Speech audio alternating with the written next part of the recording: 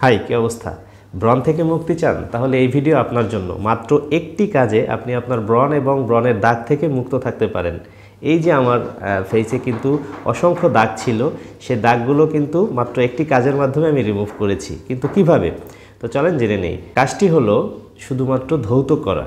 কিভাবে ধৌত করবে সেটা একটা নিয়ম আছে। অর্থাৎ আপনি প্রথমে কুসুম গরম পানি নেবেন। কুসুম গরম পানিতে বারবার মুখে পানি মেরে আলতোভাবে ম্যাসেজ করে করে তারপরে মুখটা পরিষ্কার করবেন সময় নিয়ে। এরপরে যখন মুখ ধোয়া হয়ে যাবে তারপরে একটি বরফ অথবা ঠান্ডা পানি দিয়ে মুখটা ধৌত করবেন। এইভাবে যদি আপনি একটা অভ্যাস করেন, প্রতিদিন অন্তত একবার প্রথমে কুসুম গরম পানি এরপরে ঠান্ডা পানি দিয়ে মুখ ধোয়ার অভ্যাসটা করেন, তাহলে একটা সার্টেন টাইম পর আপনার ব্রণ এবং ব্রণের দাগ কোনোটাই থাকবে না। আমার এখানে কিন্তু বিভিন্ন দেশের মানচিত্র ছিল, আমি কিন্তু এই সামান্য একটি অভ্যাসের মাধ্যমেই আমি এটা রিমুভ করেছি।